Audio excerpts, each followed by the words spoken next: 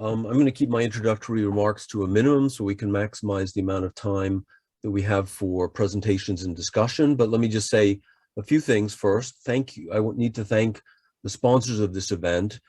So those are the Anne Tannenbaum Center for Jewish Studies here at the University of Toronto, the Department of Philosophy, and especially the Early Modern Research Group at the University of Toronto, the Department for the Study of Religion, also here at the U of T, and the North American Spinoza Society, all of whom have agreed to endorse our event and publicize it. Thank you. The format of the event, and I'll introduce the speakers in a second, is that we're going to have a brief presentation by Professor Clare Carlisle about her book. She'll give a summary of the book if you haven't had a chance yet to read it. She'll give you a taste of what some of the main points are. Then we'll turn to each of our presenters in alphabetical order, who will have 15 to 20 minutes to present at least some key points of their critique and views of the book. At the end of that time, Professor Carlisle will have a chance to respond to some of the points that have been raised in the discussion. And then we're not going to do a lot of back and forth with the panelists. We're then hopefully going to maybe a little bit, but then we'll have a chance to get your questions in the audience. There could be, if you notice in the chat, there are a couple things to look at. First, some of the speakers are going to have presentations, the downloaded version that you can download to follow along with their presentation. Two of our presenters are going to screen share, and you'll also be able to download the presentations. And also you can use the chat to, when it comes to Q&A, which will be a little bit later, you can put your questions there and I'll call on you. So hopefully we can have you speak your questions in person to our panelists, to the author, and you have a chance to get involved in the conversation as well.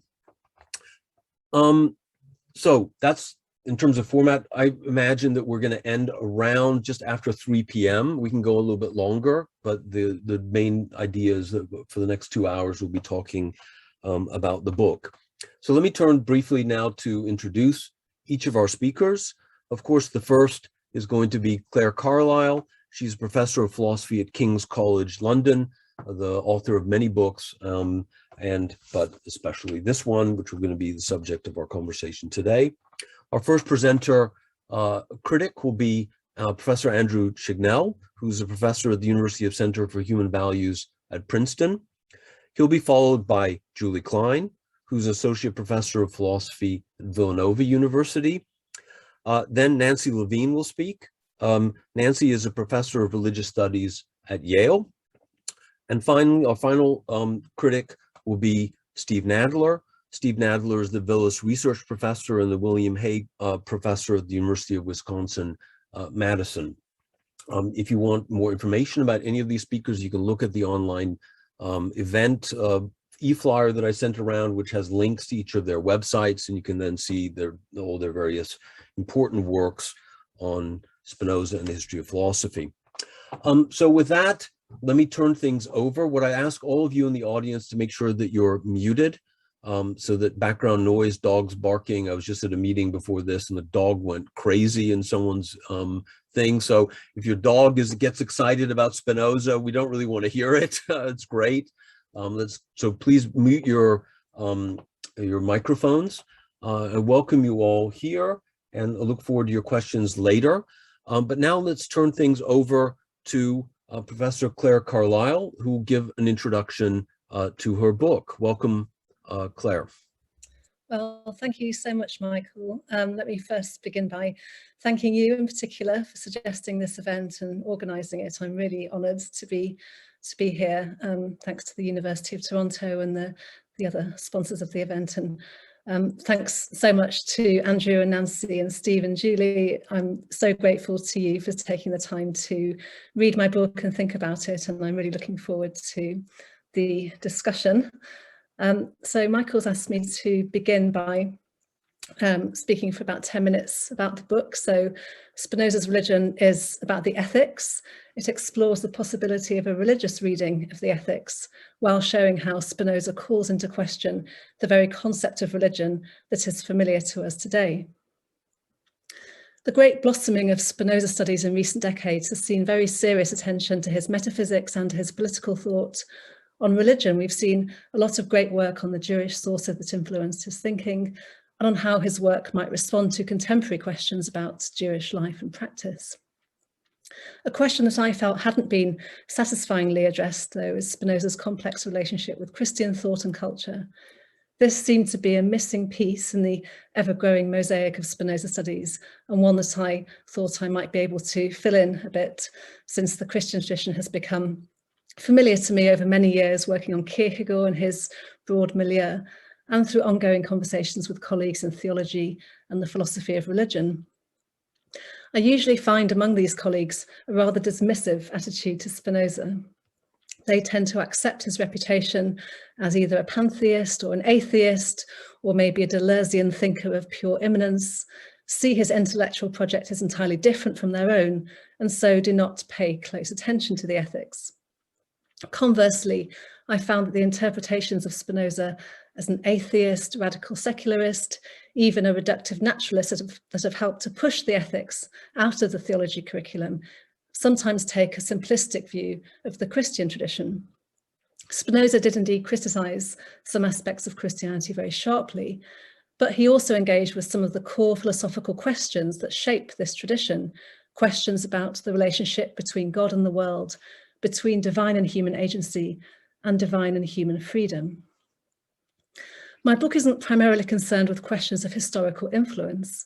We already know that Spinoza's thought was formed by both Jewish and Christian and other sources, that, as Steve Nadler's biography has shown so well, his friends and correspondents were mainly Christians of various stripes, that he engaged closely with the New Testament, that he responded to a culture dominated by the power of Calvinist and Catholic churches, which constrain the philosophical innovations of contemporaries like Descartes and Leibniz. It's also clear that Christianity, as Spinoza encountered it, was a mixed eclectic tradition shaped by its encounters with Jewish and Islamic thought and with diverse philosophies, Platonic, Aristotelian, Stoic. Some biblical scholars have recently argued for the influence of Greek philosophy on the New Testament texts themselves. Rather than plunge into this intellectual milieu to pass strands of influence, I'm more interested in rethinking the reception of Spinoza within a European philosophical tradition that remained deeply, though increasingly critical, entwined with Christian thought for centuries. My book tries to reconfigure Spinoza's significance with respect to this tradition. I'll just briefly sketch some of its key ideas. The first chapter is titled Philosophy and Devotion, and this considers how Spinoza gave his life, his time, his attention, his labour to his philosophical pursuits, and above all to crafting the ethics. Drawing on Etienne Souriau's analysis of the spiritual character of creative work and Foucault's analysis of the spiritual exercises integral to philosophy before it ceased to be a way of life, I reflect on the way Spinoza lived his philosophical vocation.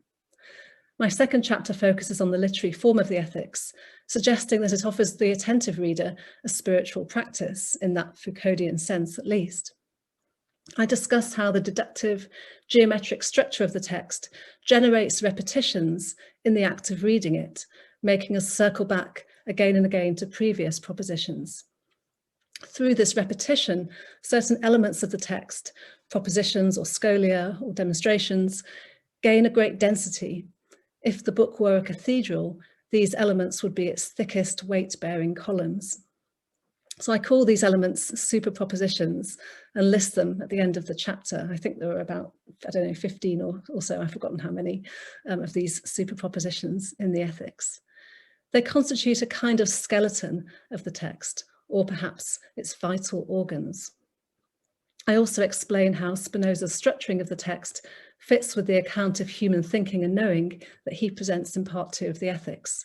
The text is designed to reorder the reader's imagination in the image of reason.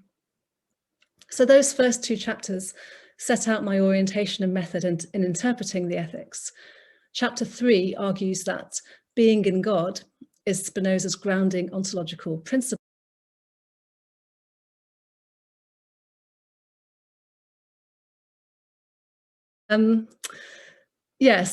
Being in God is Spinoza's grounding ontological principle, anchored in E1P15, the most significant superproposition of part 1. Whatever is in God. My phrase, being in God, is hyphenated, taking inspiration from Heidegger's concept of being in the world. A central question for Spinozism, then, is the meaning of being in God. One consequence of being in God is that our philosophical thinking about God is unfolding within God. This makes God a very peculiar object of philosophical inquiry, quite different from anything else we might attend to and think about. Subsequent chapters show that being in God is not only an ontological principle and a uniquely challenging epistemological task, but also an ethical, existential, and, I argue, a religious task. But what does this mean, a religious task? My final chapter confronts very directly Spinoza's concept of religion as this is delineated in the Ethics. Unlike our modern conception of religion, which emerged following the Protestant Reformations and crystallized during Spinoza's lifetime, Spinoza's religion is not a matter of believing in doctrines or belonging to a specific social group, but rather a virtue, a way of desiring and acting that expresses our being in God. My book tries to persuade theologians to take Spinoza seriously and to persuade Spinoza scholars to read him as a theological thinker, that is to say, a philosopher who pursues the question of the meaning of being in God.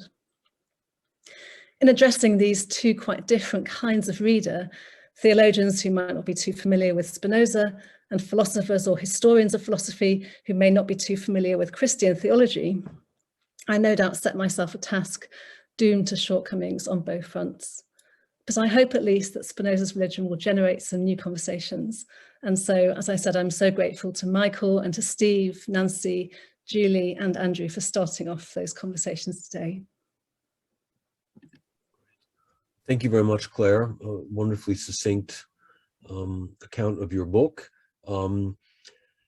Let's turn things now over to our first commentator, who is Andrew Chignell. Thanks, Andrew.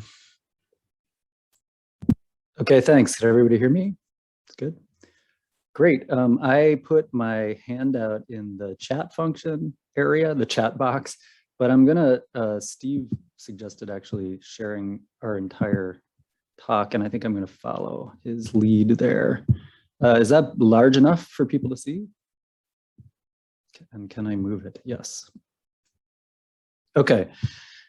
Clare Carlisle's new book provides us with an eloquent account of Spinoza's religious thought and the ethics. Carlisle's also refreshingly open about her own views on the matter, admitting that she was not raised religiously, but finds something in the Spinozistic picture, seasoned here and there with a few dashes of Kierkegaard, truthful and compelling, and even close, quote, in some respects to my own religious orientation. So this gave the writing a feeling of kind of existential investment. It's very eloquent, it's easy and fascinating reading, though still deep. And I came away persuaded that her picture of Spinoza as neither atheist nor pantheist, but rather Gotttrunkener, God intoxicated, but in a certain way, advocating this life of giving attention. That's a theme she returns to a few times. Latin dare operam, sometimes translated as devotion, but giving attention, I think Claire points out, as a nicer translation. Giving attention to God, conceived both as immanent and as infinitely transcendent, deserves a serious hearing alongside the others that we're more familiar with. So I probably shouldn't be starting. I'm not a Spinoza scholar, but I was invited to sort of give an outside perspective on the book. And so what I propose to do in these remarks is to consider the way in which Carlyle Spinoza embodies what Jonathan Israel has called the radical Enlightenment, by contrasting it again in Israel's terms with the more modern and moderate Enlightenment view that we find in someone like Leibniz or Kant. I'll focus on Kant, since he has a developed and famous philosophy of religion in which ethics plays a central role, and also, interestingly, directly considers the extent to which Spinozistic alternatives are viable. So the relationship between Kant and Spinoza has gotten a lot of attention recently. Most people are focused on the theoretical works, As we know, for 18th century Germans, Spinoza, and I really like Claire's metaphor here, is a, quote, curiously magnetic danger zone from which thinkers have to distance themselves as though at risk of contamination, but also as a spur to theological thinking. So publicly, if not privately, Lessing, of course, Spinozism is to be repudiated, at least in the 18th century. In one place, Kant calls it an ungeheuerlich, a monstrous metaphysical picture. He also, interestingly, says that transcendental idealism is the only thing that can save us from it. So this is in the second critique. If the ideality of time and space is not adopted, nothing remains but Spinozism, in which space and time are essential determinations of God, the original being, while the things dependent on it, ourselves therefore included, are not substances, but merely accidents inhering in it. So in other work, I've suggested that actually transcendental idealism about space and time may not be sufficient to avoid the Spinozistic threat as they saw it. But here is not the place for that kind of metaphysical reductio ad Spinozam. Carlisle's focus is on ethics. There is metaphysics in her book about the ethics, but much more so, as she just pointed out, the focus is ethics and religion. So if we assume a panentheistic metaphysics, how ought we be in God? How ought we give attention to God, rule our passions, and how ought we both act in the world and find intellectual rest in God? These are the questions that Carlisle eloquently addresses. She admits that Spinoza's account of the good life depicts the best of us as contemplatives, possibly wearing, like Spinoza himself, a very slovenly morning gown, which I guess was his habit, because, as he himself responded to a critical remark, quote, "It is unreasonable to wrap up things of little or no value in a precious cover," that is, the body. So slovenly morning gown, such a peaceable and quiet life of loving kind contemplation is the highest, because the highest good, says Spinoza, is God, and the highest good for human beings is thus resting in God. Such resting is compatible with effort and activity, the inevitable result of desire, conatus, manifested in finite creatures' will, but it is at bottom an intellectual activity. This is, in Clare's words, an intuitive knowing that brings peace of mind, which echoes the ideal of contemplation cherished by pre-modern philosophers, monks, and scholars. So whatever morning gowns or pajamas we're wearing, which seems all the more appropriate in the era of work at home, we must be undistracted by worldly affairs, at least usually. Clare notes that Spinoza himself sometimes got tired of meditation and hung out with his landlady, and give attention, preferably via intellectus as well as ratio, to the eternal truths, or perhaps better, to the eternality and necessity of all truths. So this felt to me like Book 10 Aristotle writ large, with a bit of Stoicism thrown in for good measure. Kant, on the other hand, agrees with Spinoza that God is the independent highest good, so God is the highest good, rejects the teleology in nature, likewise repudiates all manner of superstition, enthusiasm, and priestcraft in favor of a rational religio. So both of these apostles of enlightenment are able, to use Clare's words, to avoid, quote, the conceptual architecture of a pre-modern age by, quote, refusing to indulge in nostalgia for a bygone cosmology and allow even theologians to inhabit the world explored by their scientific colleagues. I should say she has a lot of nice things to say about Aquinas and Anselm in other parts of the book, so these somewhat nasty comments about the medieval period shouldn't be taken as her final word. Even theologians can inhabit in the modern period the world explored by their scientific colleagues. To be fair, Kant does allow some natural teleology to sneak back in via the doctrine of regulative ideas, and he's not as completely opposed to miracles in the way Spinoza was, but he does share some of these things with Spinoza. Where he clearly and decisively departs from Spinoza and Spinoza's religion is on the question of the highest good for us, what he calls the dependent highest good. For Kant, God is at once wholly distinct from nature and yet stands on the side of morality. What it means for a perfect being to not be identical with nature, but to stand on the side of morality, is not to ground it in some sort of divine command way, but rather to superintend the kind of perfect justice, happiness in perfect proportion to virtue in a future life, that moral reason sets as our necessary end. For later German idealists, this directedness of history becomes more imminent. There is a living moral order in nature, says Fichte, that draws the world towards that perfect justice and the highest good, and that shows up for Hegel as the absolute's inexorable rationalizing of nature and history itself. So that's a little more Spinozistic, immanent in some ways. But Kant insists that there's this independent creator God who intentionally stands with morality, and that divinely appointed future life in which perfect justice is done is thus the highest good for us. This is the difference that Israel emphasizes when he compares the radical enlightenment to the moderate enlightenment. The moderate people retain some role for a distinct something else, in this case, God, and a kind of providential direction in history rather than an ateleological necessitarianism, a providential direction that cooperates with and does not obviate our own efforts. So it's not supposed to be laziness. Kant says that, quote, each must conduct himself as if everything depended on her. Only on this condition may she hope that a higher wisdom will provide the fulfillment of her well-intentioned efforts. So you can only hope rationally if you've also acted properly. But why for Kant do we need such a hope at all? Why is virtue, qua contemplation, for Spinoza anyway, not its own joyful reward? Not to provide motivation. By the time of the groundwork anyway, I mean, sometimes in the first critique, it sounds like you need the high God for motivation, but I think by the time you get to the groundwork, the moral law alone commands our respect as well as our action. Any suggestion that we need something else in order to be motivated is condemned. That's the Kant that we know. But Kant never gives up his providentialist picture of the highest good, even at this point, I think, because he recognizes that we are not mere minds. The attribute of body itself generates a collection of inclinations and needs that, following the moral law or doing philosophy, will never satisfy without some divine help. Happiness for Kant is, quote, the satisfaction of the sum of all of our inclinations, many of which are bodily, and moreover, all hope is directed at that sort of satisfaction, those kinds of happinesses. So despite Carlyle's suggestion that Spinoza is a brilliant theorist of emotion and embodiment, I think Kant gets something right here when he recognizes the embodied needs, including a need for justice to which we contribute. We make a difference. Somehow God brings it about that our efforts contribute to the bringing about of the highest good.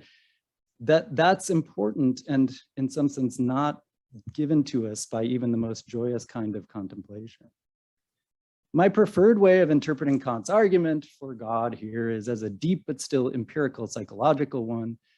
The moral law is sufficient for motivation, but it's still possible to recognize this and yet inhabit the first stage of what he calls in the religion radical evil. This is the stage of fragility. So you say with the apostle, I know what I ought to do, so I'm motivated by the moral law, but I still lack the resolve to do it. So you're destabilized in the face of the injustice and sort of arbitrariness of nature and history. So it's not to motivate us, but to stabilize our resolve that Kant thinks most of us have a need to hope for the highest good. And here, and this is why I mention all this, Kant brings up Spinoza explicitly in the context of this argument. Here he's not talking about space and time and monism, but rather about whether Spinoza, righteous as he was, could sustain resolve to do what he ought to do, even in the face of perceived inefficacy and the cold arbitrariness of the universe. This is one of my favorite quotations from Kant. This is the third critique. A righteous man like Spinoza who takes himself to be firmly persuaded that there's no God, not something that Clare Spinoza would say, but in any case, there's no God and also no future life, does not demand any advantage for himself from his conformity to the moral law, whether in this world or another. So he's just simply and unselfishly bringing about the good to which that holy law directs all his powers. But his strivings have limits. Even the righteous Spinoza sees deceit, violence, and envy always surrounding him, even though he himself is honest, peaceable, and benevolent. The other righteous people that he encounters at times will, in spite of all their worthiness to be happy, nevertheless be subject by nature, which pays no respect to their worthiness, be subject by nature to all the evils of poverty, illness, and untimely death, just like all the other animals. It will always remain so until one wide grave engulfs them all together, whether honest or dishonest, it makes no difference, and hurls them, the very ones who were capable of believing that they were the final purpose of creation, back into the abyss of purposeless material chaos from which they were drawn. Kant at his most lyrical in the end says, when faced with this abyss, even the righteous Spinoza has two options. Either he will certainly have to give up his end of being righteous as impossible, or he will have to accept the existence of a moral author of the world, that is, of God from a practical point of view. I prefer to read impossible here in a psychological sense. So again, thinking that even the righteous Spinoza cannot maintain this kind of psychological resolve without some source of hope that ultimately a justice that goes beyond our own virtue will prevail. And if not the righteous Spinoza, then how much less can the rest of us do so? So that's Kant's thought. By contrast, as Carlisle puts it, Spinoza, quote, identifies happiness itself and the greatest freedom, which might naturally be identified as the goal of the ethical life, with what readers are accustomed to regard as the means to this goal, that is, virtue and the service of God. In Spinoza's own words, virtue is to be desired for its own sake. Blessedness, that is, the perfection of the intellect, is not the reward of virtue, but is virtue itself. Such blessedness, Carlisle says, is not a reward for virtue. It is simply the experience of being virtuous, which is itself more of an intellectual than a moral exercise. So how should we adjudicate between these two Enlightenment visions of the highest good for human beings? I mean, in some sense, I think the proof is just in the doing, because here we are talking about the postulate's ability to stable moral resolve in a kind of empirical psychological context. I think that Kant should allow that someone could be both motivated and entirely resolved by the virtue side of the sort of mixture that is the highest good, virtue in proportion to happiness. Indeed, I think it's an advantage of this psychological reading of the moral proof over those that say that the postulates of God and the future life are somehow rationally required. So if the real Spinoza or some other saint-like Stoic can really keep soldiering on in the intellectual cum moral life without any concerns about whether their well-intentioned efforts make a difference or contribute in some small fashion to ultimate justice, then I think Kant just has to commend them on their way. So Kant can allow Carlyle's Spinozistic religion, but just doesn't think many of us will achieve it. Conversely, it seems like Spinoza should allow that there are some of us, perhaps many of us, maybe most of us, for whom a life in which virtue and philosophy are their own and only reward is going to be too difficult, too austere. Surely what is hidden beneath our mourning gowns is not of so little value. Yes, we are intellectus and ratio, but we are also embodied conatus and feeling, and we hope for things that often go beyond virtue itself, or at least most of us do. Clare points out that Spinoza sometimes accommodates the piety of ordinary people and even encourages his landlady in a pragmatist spirit to keep going to church. Quote, faith requires not so much true doctrines as pious doctrines which move the heart to obedience, even if many of them do not have a shadow of truth. So Spinoza's contemplative religion can incorporate Kant's moral religion as a kind of just so story that helps those of us stuck in the fragility stage of radical evil shore up our resolve. This is actually how Heinrich Heine depicts Kant's doctrine of the postulates, a kind of pragmatic sop to people like poor Lampe, who couldn't handle that his master was engaged in an all-destroying critique of rational theology. But I think that Kant is making a point in using Spinoza as the example, the righteous person, reputed to have been this austere and gentle, loving, kind, but also incredibly ethically upright person, and suggesting that even for him, he will have to make recourse at some point to some sort of practical postulate, theological or otherwise, in order to avoid the psychological demoralization of the abyss. So Kant's worry about Spinoza's religion at the end of the day is that it's only suitable for those very few of us who can both A, grasp the metaphysics of the ethics, and B, do all of the other repetitive binding work of religio that Clare very intriguingly describes, the giving of attention to the world and God in such a way that this very activity becomes one's highest good. Kant, by comparison, offers an attractive combination of deontological ethics and a consequence-dependent moral psychology that leaves room for hope for embodied happiness. When properly constrained by morality, we may rationally hope that virtue and happiness will be perfectly apportioned and that our well-intentioned efforts will somehow be fulfilled. In other words, we may hope for some version of the highest good and postulate whatever is required to make it possible. For Kant, that's going to be God and the afterlife. According to Kant and contra Carlisle, Spinoza, such hope need not be part of the distracting cycle of animi fluctuationes, but rather a key part of keeping us on the path of virtue. Insofar as this kind of Kantian hope, like Spinozistic giving attention, dare operam, involves giving attention to or an offering of consciousness along with time and effort, then it too can count as an act of registering the value of something and also be valuable in itself. So while Spinoza follows Seneca in viewing hope and fear negatively as two sides of the same coin, cease to hope, says Seneca, and you will cease to fear. Fear keeps pace with hope. Both belong to a mind in suspense, to a mind in a state of anxiety through looking into the future. Kant, by contrast, I'm suggesting somewhat in the mode of provocation, shows us that sometimes the opposite of fear is not mere Spinozistic contemplative rest, but rather a robust and rational hope for a kind of happiness that is not itself virtue, but complementary to it. Thank you. Thanks, Andrew. Thanks, Andrew. That's a great start for our conversation. Let's turn to our second speaker now, which is Professor Julie Klein.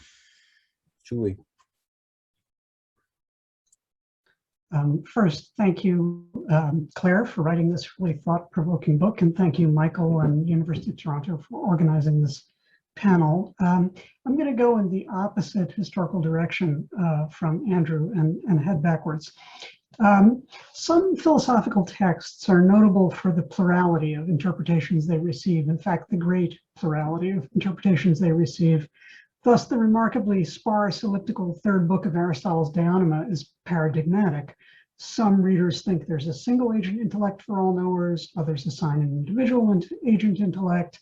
There are puzzles about material intellect, and we have thinkers like Averroes who change their minds on some of the key issues, depending on what language we read them in. And so the text itself lends itself to a great diversity of readings, partly because it's elliptical and enigmatic. And Spinoza's Ethics is another one of these texts in the history of philosophy. It seems to invite disparate, often contradictory readings. In the 300+ year reception of Spinoza, we see everything from Platonizing to Aristotelian to in some manner Stoic to radically materialistic readings. We see theologically toxic Spinozas, theologically adjacent Spinozas, even theologically infused Spinozas, whatever tradition and historical moment to which the God in question belongs. Some of these are more rational, some of these are more mystical. It's really a huge array. And we have even a highly, if perhaps a bit decadently Cartesian to an utterly anti or just non-Cartesian Spinoza, and so on. And just sampling the range of contemporary scholarly Spinocisms, we can choose between essence-oriented readings and power-oriented readings, Parmenidean and nominalist readings, relational and trans-individual readings, readings organized by affects, ethics, and politics, as compared to those motivated chiefly by metaphysics and or epistemology. And let's not leave out other Spinozas who might not fit this set of paradigms exactly, various Marxist Spinozas, the Buddhist Spinoza, the feminist Spinoza, neuropsychological Spinozas, and others being invented as we sit here today. So this text generates just an astounding set of interpretations. And in fact, TTP 7, Theological Political Treatise 7, reminds us that books have their fates. And Spinoza quotes a Dutch proverb in chapter 14 of that same book that seems kind of apt for the history of Spinoza reception. Every heretic has his text. Now, if only Spinoza's text were as clear as Euclid's, and if only all-knowing could truly be like geometry. Yet the perfectly transparent, undistortable Spinoza seems to elude us.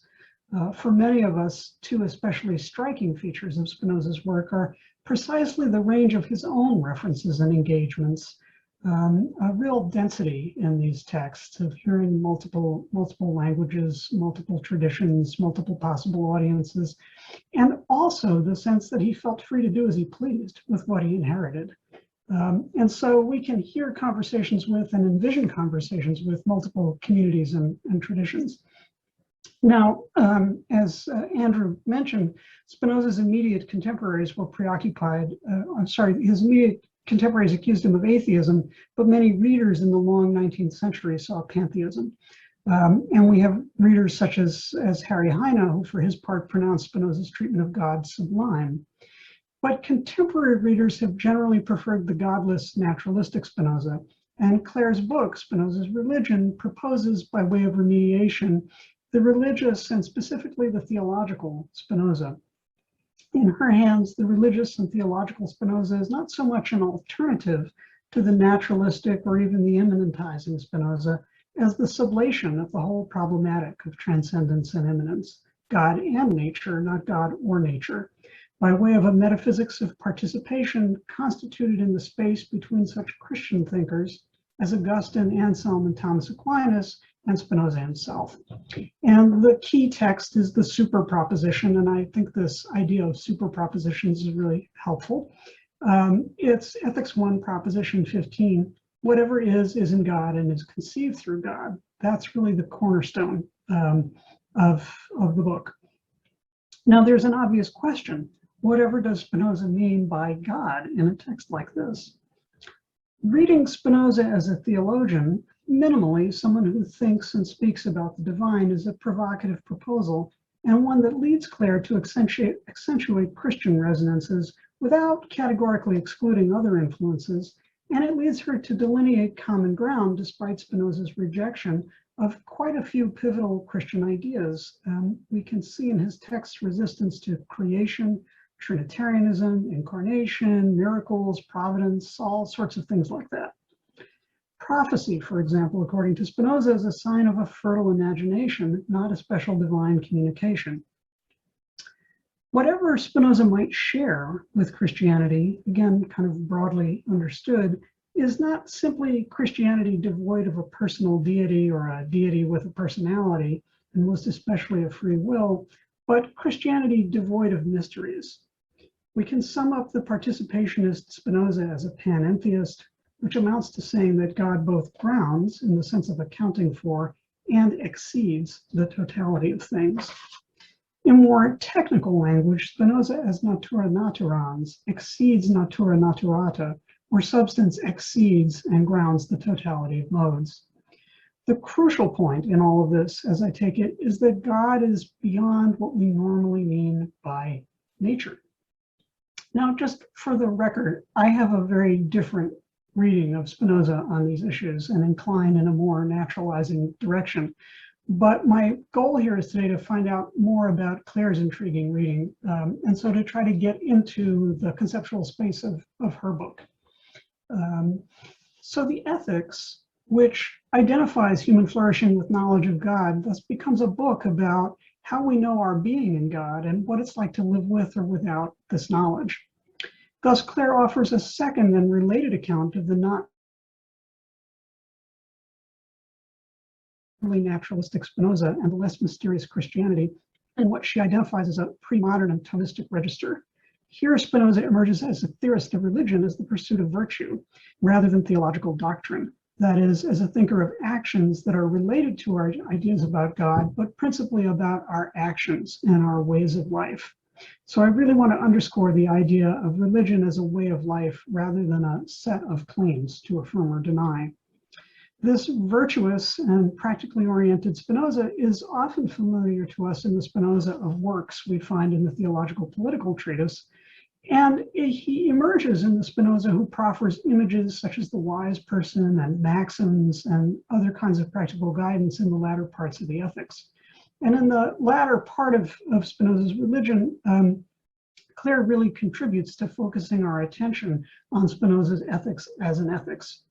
She really wants to show us the virtuous, ethical, way of life-oriented Spinoza right there in the ethics and not just in political works.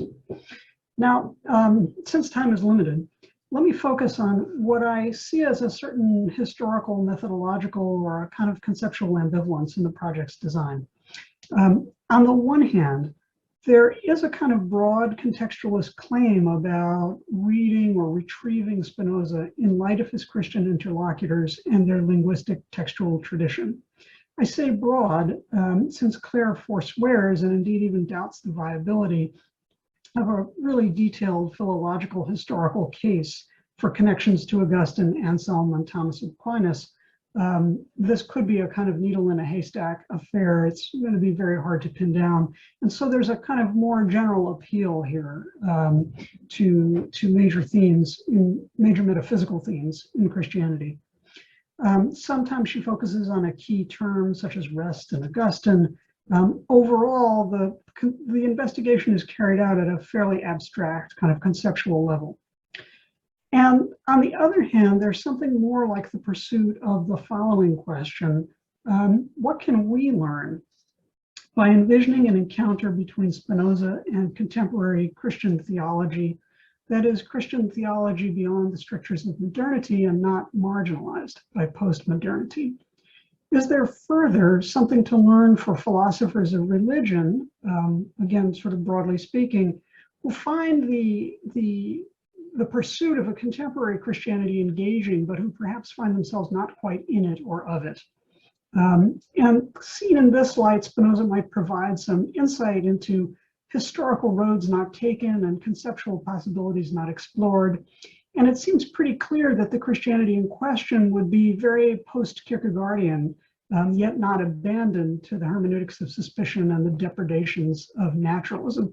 So in this case, even if, for example, Spinoza's God or substance or nature turns out to be pretty far from any sort of theological consensus these days, it could still be interesting and hold some promise against reductive mechanistic conceptions of nature and the hostility to meaning and value that they're said to entail.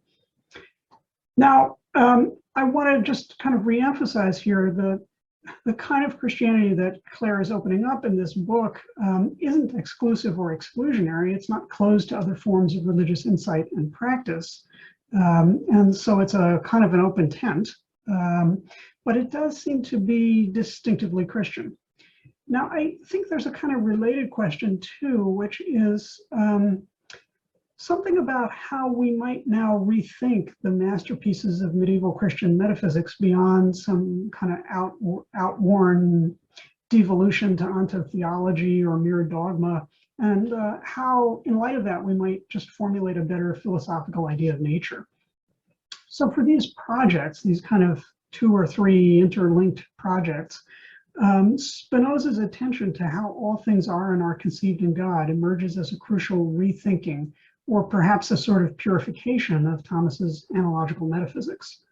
And I describe these two trends, these trends in the book as an ambivalence, not because I think it's impossible to engage in only one or the other. I think all of our interpretations are mixed affairs. But I say this to try to define what I think the kind of conceptual space of the project is.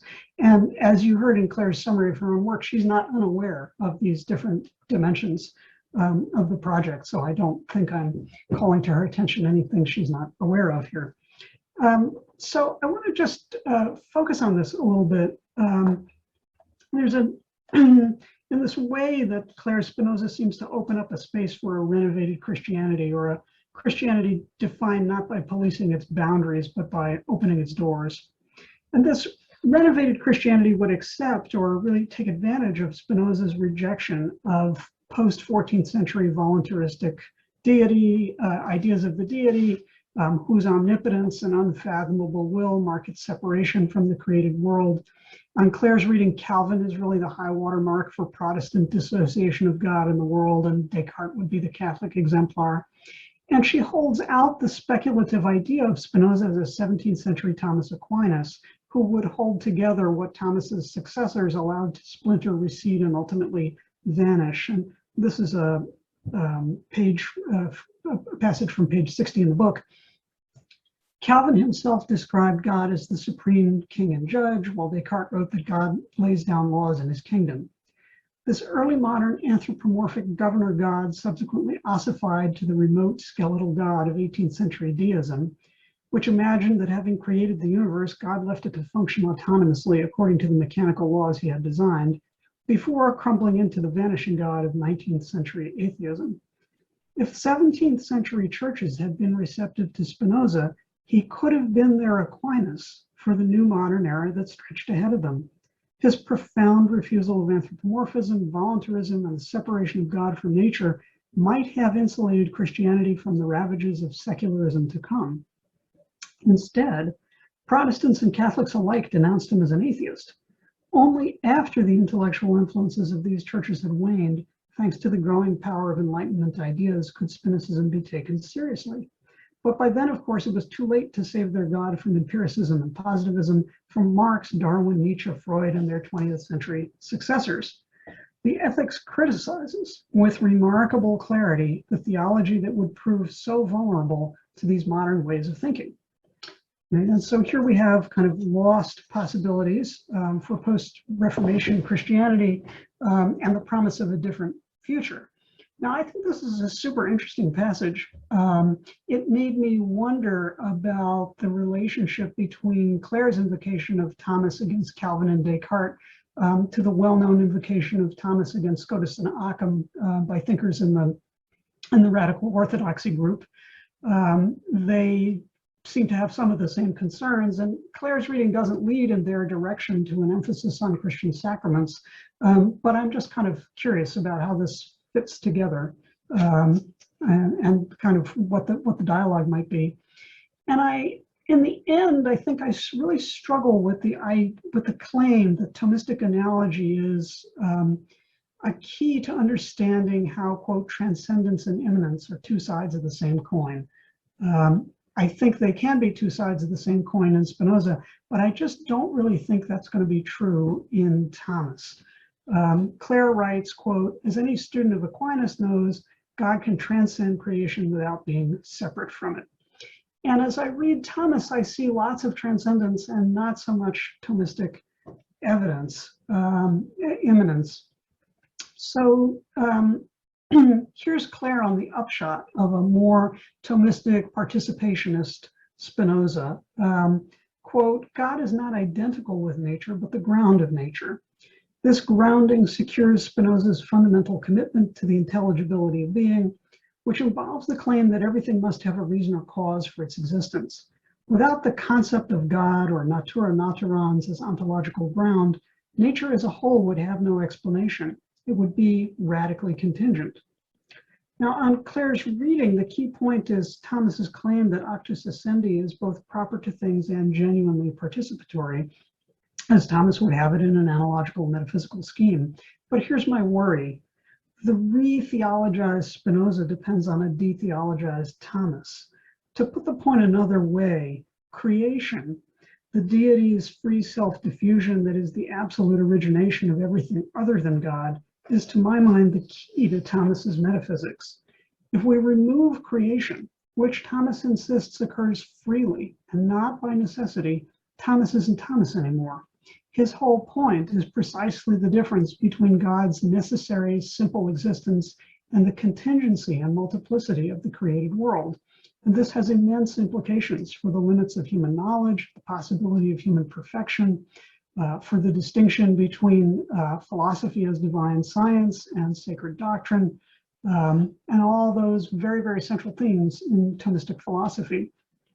Now, on the other side, if we obscure Spinoza's denial of creation and his denial of free will, it seems like Spinoza isn't Spinoza anymore. And so when I think about this, I really have trouble getting myself into the requisite shared philosophical space. I think somehow if we're looking at kind of the middle realm of things we experience, this paradigm might work okay, but as we go to ultimate explanations in Thomas and ultimate explanations in Spinoza, it seems to me we're going in different directions.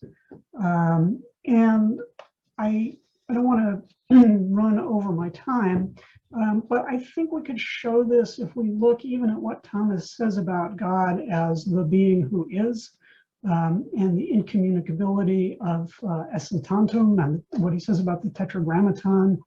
I think we could see this if we look carefully at the way the divine ideas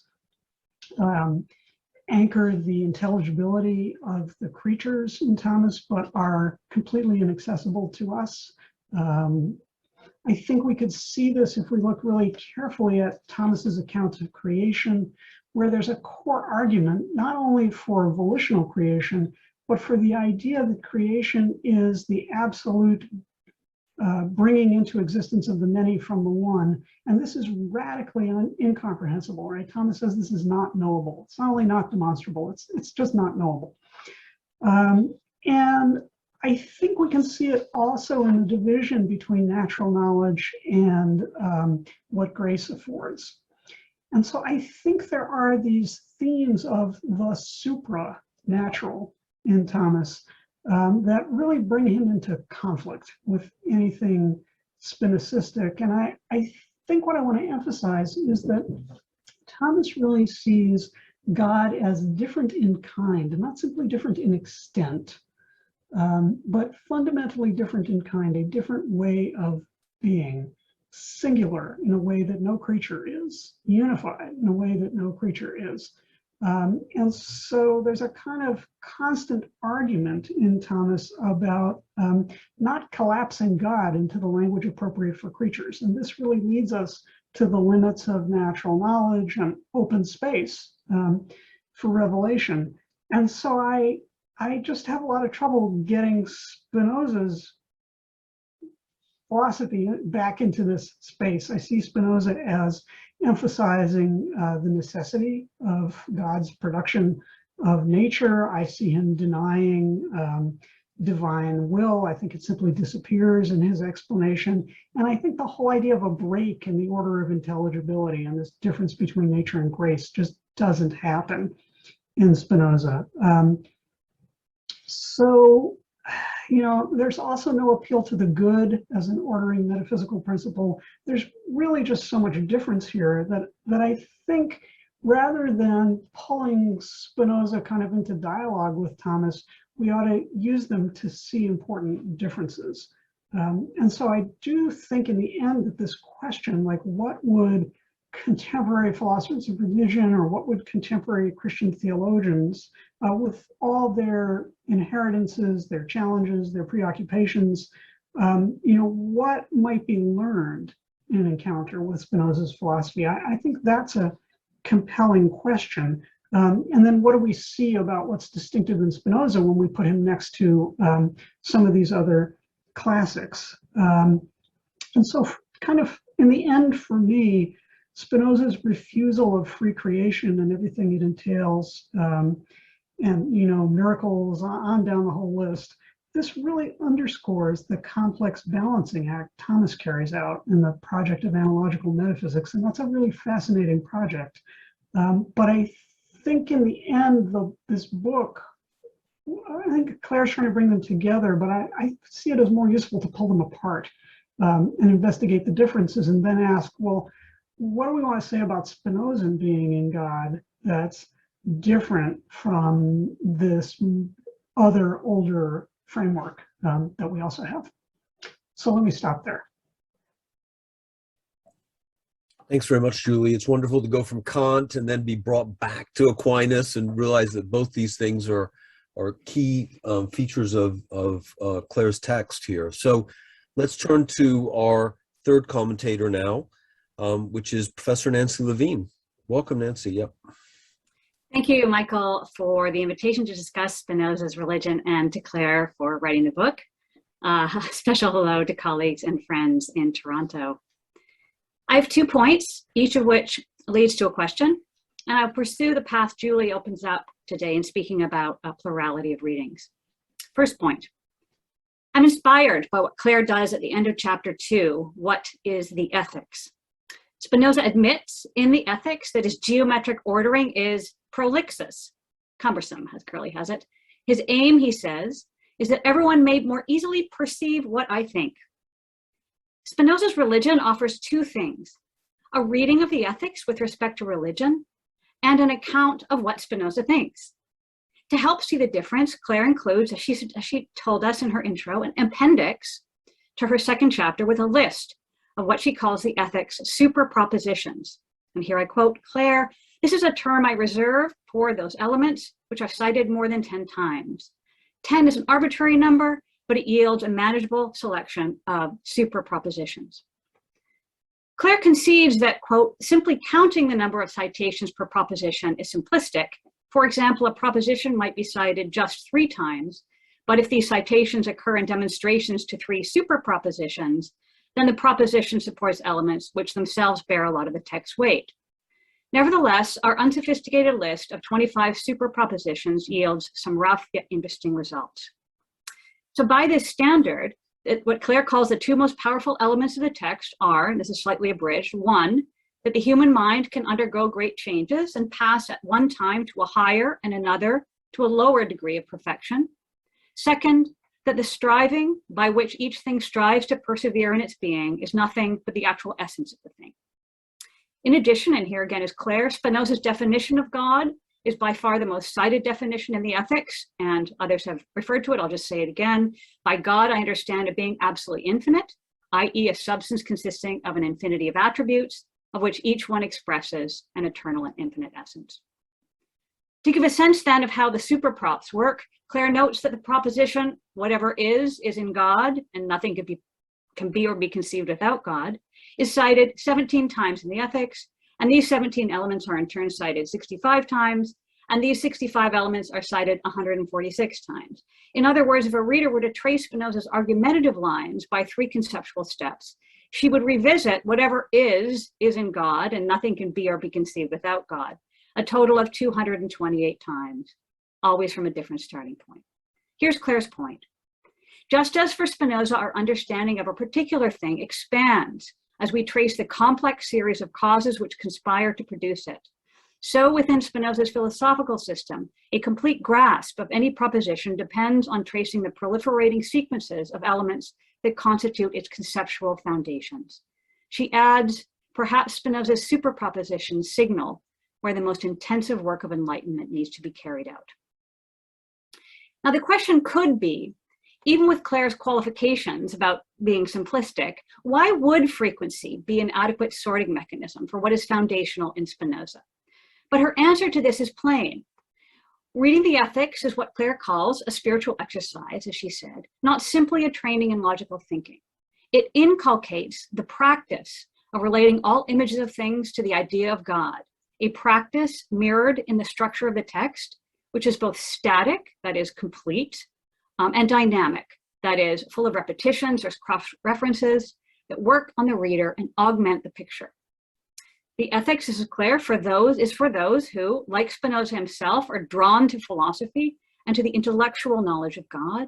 At the same time, Clare notes, Spinoza recognized that people vary greatly in their mentality and does not deny, that is, Spinoza does not deny, according to Clare, that more usual religious practices might also support people's desire to know God. So my question instead relates to an error I have already made. I noted that Clare's appendix to chapter 2, containing the Ethics superpropositions, helps us to differentiate between what Spinoza thinks and what Clare thinks Spinoza thinks. However, and no one will be shocked, the appendix, though it contains only the words of Spinoza, is, like the book Spinoza's Religion, an account of what Clare thinks Spinoza thinks. Let me sketch what I take this observation to involve, which I call an inspiration. It is fun to imagine a game in which players generate lists of their own superprops and then argue for their ethics and their Spinoza. For example, I'm a part 4 person. The suite of propositions that I find most stirring include 4p34. Insofar as persons are torn by affects, which are passions, they can be contrary to one another. Or 4p35 core 2, when each person most seeks their own advantage for themselves, then persons are most useful to one another. 4p36, the greatest good of those who seek virtue is common to all and can be enjoyed by all equally. 4p37, also included in Clare's list, the good which everyone who seeks virtue wants for himself or herself, he or she or they also desire for others. 4p46 dem, hate is increased by being returned, and on the other hand, can be destroyed by love. And 4p73, which references both p37 and p46, a person who is guided by reason is more free in a state where they live according to a common decision than in solitude, where they obey only themselves. Throw in 4p45 skull, that it's wise to refresh and restore oneself in moderation with pleasant food and drink, with sense, with the beauty of green plants, with decoration, music, sports, the theater, and other things of this kind. I might also include among my Spinoza super props a few lines from Elena Ferrante. Would this be the game called scholarship, philosophy? In my experience, alas, scholarship and philosophy are another kind of game, one I have not found particularly fun. Probably my fault. Clare herself worries, is hers just a Spinoza in my own image? She sets the worry down on the grounds that her personal views on religion are not firmly held. It is in pursuing Spinoza's religion that Clare finds cause to review and renew her own. This confessional interlude is refreshing. Andrew also referred to it. It's also a missed opportunity from my point of view. Although Spinoza's theological political treatise is written with an eye to a deadly serious political milieu, it is playful on the question of interpretation. Read how you want, take things as you will, with provisos, to be sure, expressive of both principle and personhood. By contrast, the atmosphere surrounding ethics becomes one, I'd argue, of a leaden seriousness. Play does not really enter in, or perhaps it's reserved only for some few. I have been interested, Spinoza-wise, in the relationship between human beings' eagerness to depict a God or a text greater than anything they can know, and social and political arrogance and tyranny. Clare's book calls forth a related interest in freedom of interpretation, especially for Spinoza, concerning those positions which are true. My part 4 super props might constitute then an ethics in which readers do not need to get bogged down in what Spinoza means when he calls God a substance consisting of an infinity of attributes. No one could doubt this idea is central to Spinoza's metaphysics. But on a given day, I may be after something for which this pronouncement is distracting. What I tend to be after is the question Clare too identifies as the ethics subject. She writes, as its title indicates, the ethics is primarily a book about how to live a good human life. However, Clare takes as Spinoza's deepest thought, his core principles, as she said and others have said, that human beings are in God, that the highest, most truthful kind of human life is fully conscious of being in God, and conscious too, that every other creature and thing is also a being in God. Excuse me. She stages the book as what this means, noting that, like a stripped down Summa Theologiae, the ethics begins and ends with God.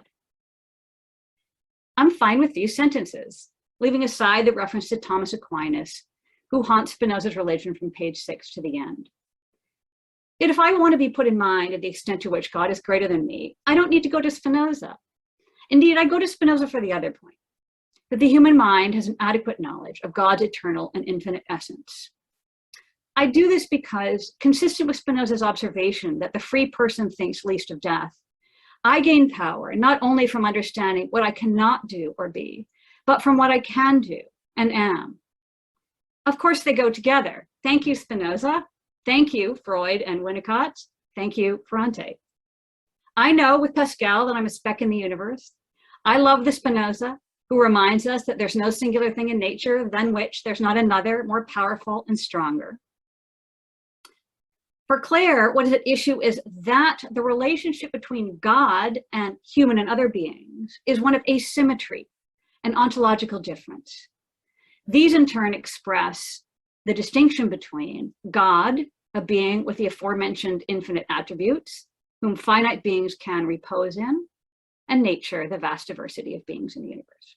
Yes, true. As Clare notes, Spinoza gives us the distinction between natura naturans and natura naturata, as others have noted, two notions of nature, i.e. God. But she transposes the distinction to put the word God at the head and gives us a fragment from Augustine's Confessions as the book's epigraph. In quietum est cor nostrum donec requiescat in te. Our hearts are restless until they rest in you. The full clause is, because you, God, made us for yourself, our hearts are restless until they rest in you. Clare carves out maker with a Spinozistic knife while leaving the sickness unto death asymmetry of resting in God. In my game, as opposed to Julie, well, I'd leave the maker part in, and probably everybody else, I'd leave the maker part in, make it reversible, and throw out the Thomas argument with its concept of modernity. Maybe Clare and I get together for a beer after a few rounds and share singular things against those powerful and stronger. Or here's another Spinoza, the one who in chapter 4 of the TTP gives a brief for his metaphysics through a trifold distinction between natural law, human law, and divine law. Following the ethics, where human beings are not a dominion within the dominion of nature, rather they follow the order of nature like everything else, whereas TTP has it, big fish eat little fish with sovereign natural right. TTP4 names this fact natural law and distinguishes it from human law, a rule designed to safeguard life in the commonwealth, and divine law, that which is concerned with the supreme good. Both human and divine laws concern human beings in particular. The question is, what follows from the fact, this is a question to Spinoza, what follows Spinoza from the fact that human beings are like every other being, both human beings and fish follow the order of nature and strive to persevere in their being, yet only human beings can be mistaken about what follows from their nature.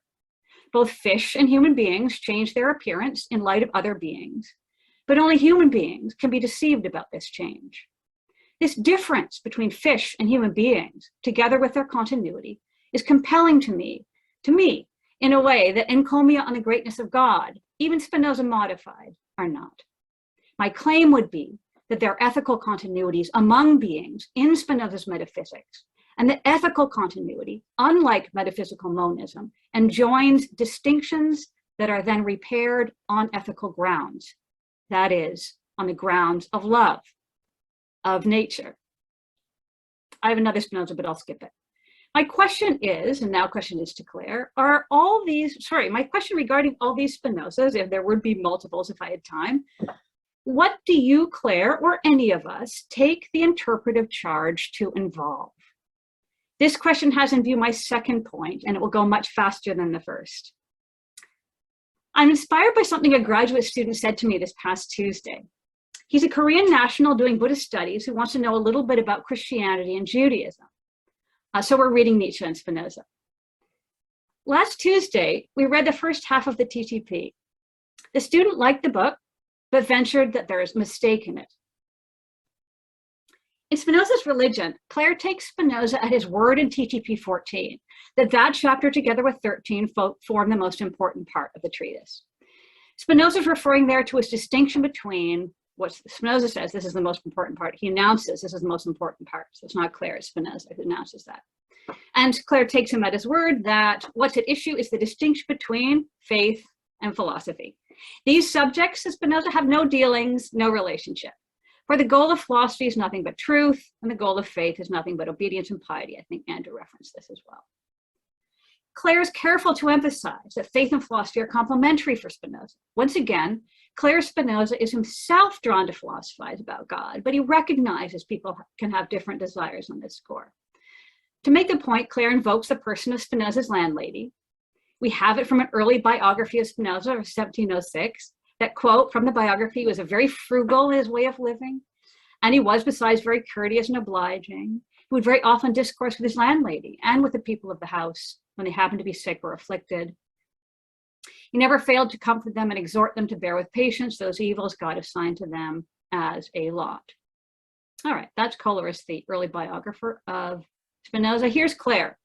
The theological political treatise combines a rigorous critique of superstitious belief, underpinned by a critical analysis of both Jewish and Christian scriptures, with a defense of the attitude Spinoza expressed towards his landlady. He suggests that the truth of a person's beliefs is less important than their ethical conduct, a view that rehabilitates a range of religious ideals and practices so long as they contribute to justice and loving kindness. This is still Clare. The ethics, however, traces a narrower and more demanding path, drawing normative distinctions between truth and falsehood, adequate and inadequate cognition, and describing the rare beatitude that rests on intuitive knowledge of God. Okay, back to my student here. The mistake in the TTP, my student observes, lies in Spinoza's sentence, for the goal of philosophy is truth, the goal of faith is obedience and piety. Is it not the case that faith, or what Spinoza calls true religion, also concerns the truth? In one encounter with Spinoza, or any Western religion, my student not only located a possible weak spot in the argument, but also pointed to one I spent years struggling with and, in a sense, rewriting. Surely my student is right that Spinoza is wrong here. That is, yes, insofar as Clare's TTP is, and here's Clare, oriented primarily to a reordering of political and ecclesial power, Spinoza's right, this is now me, to distinguish people for whom faith serves in the absence of philosophy. On the other hand, the TTP, insofar as it concerns true religion and hangs it on practice, makes justice and charity central to life, to politics, and to interpretation itself. Would these practices not be just as rare as philosophy? Surely Clare is wrong that the ethics traces a narrower and more demanding path. Or if Clare is right, then surely Spinoza is wrong. Philosophy might trace a narrower path, but what could be more demanding or rare than to love your neighbor as yourself? What powers of thought would this practice not precisely presume? I take it that Spinoza was a mensch to his landlady. Then again, what right did he have to counsel his neighbors to bear what God assigned to them with patience? He observes in the ethics that, quote, Spinoza, we must expect and bear calmly both good fortune and bad, for all things follow from God's eternal decree with the same necessity as in a triangle it follows that its 3 angles are equal to 2 right angles. I'm just davening as I'm saying that. I just can't, it's like, this is a mantra. We must bear calmly both fortune, good and bad. To this questionable advice, some of my Spinozas can speak back. Here's the question then to conclude. Does the effort to capture Spinoza's religion with particular reference to the ethics tempt readers to make an idol of Spinoza's philosophy, a spiritual exercise that resembles completing a marathon or solving a Rubik's Cube more than returning hate with love? I dedicate this response and conclude with 4P37 again, that, quote, the good which everyone who seeks virtue wants for himself, herself, themselves, he, she, they also desire for other persons. This proposition continues in a Carlislean spirit, and this desire, says Spinoza, is greater as his knowledge of God is greater. True. But meanwhile, I'll be writing an alternative life of Spinoza's landlady, who may not quite vibe with the metaphysics, but enjoys talking to Spinoza. I wonder even, and of course I would, if she is me. Thank you. Thank you, Nancy, very much. You got me nodding along with you. It was great, really engaging. So thanks very much. Now let's turn to our final commentator before we then hear back from Clare in response to some of these fascinating concerns and readings we've been giving. Steve Nadler, Professor Steve Nadler. Thanks, Michael. So I had all sorts of great things to say about Clare's book when I thought I had 20 minutes. So unfortunately, those are the things I cut to keep it down to 15 minutes. But I love the book, Clare, so no worries there. I'm going to share my screen now so you can follow along there. Can you see the text? All right. So let me begin by saying how much I enjoyed reading this book. It's an eloquently written study of an important topic with a passion about its subject all too rarely found in history of philosophy scholarship. Clare seems to care deeply, not just that we get Spinoza right, but that we come to a proper understanding of what religion is and can be. There is much in Clare's book with which I agree. However, since it would not be a very interesting discussion if I were to view all the parts of Clare's book with which I agree, and there are many, let me focus in my remarks here on some points of disagreement and also pose to her a few questions to which I would be curious to hear her response. Let me just say, first of all, that what I really agree with is the whole project, a really deep and inspiring interpretation of Spinoza's religion. All right, first topic, atheism. Clare argues against an atheistic interpretation of Spinoza. Spinoza's God, on her account, is a transcendent deity. Like Edwin Curley in his classic study, Spinoza's Metaphysics, an Essay in Interpretation, Clare rejects the identification of God with nature tout court. Rather, God is only natura naturans, not natura naturata, although natura naturata is somehow in God on her reading. She claims that, quote, nowhere does Spinoza deny God's transcendence, and that, quote, God transcends creation without being separate from it. I suppose that technically this is correct. Spinoza never explicitly says that God is not transcendent. Moreover, if by creation Clare means natura naturata, and especially the visible cosmos, then absolutely yes, Spinoza's God transcends creation, in the sense that there is more to God than natura naturata. Namely, there's natura naturans, which involves both the active essence of God, which Spinoza defines as power, and the infinite attributes through which that power manifests itself.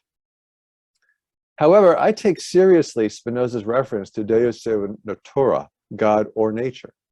That is, Spinoza identifies God with natura.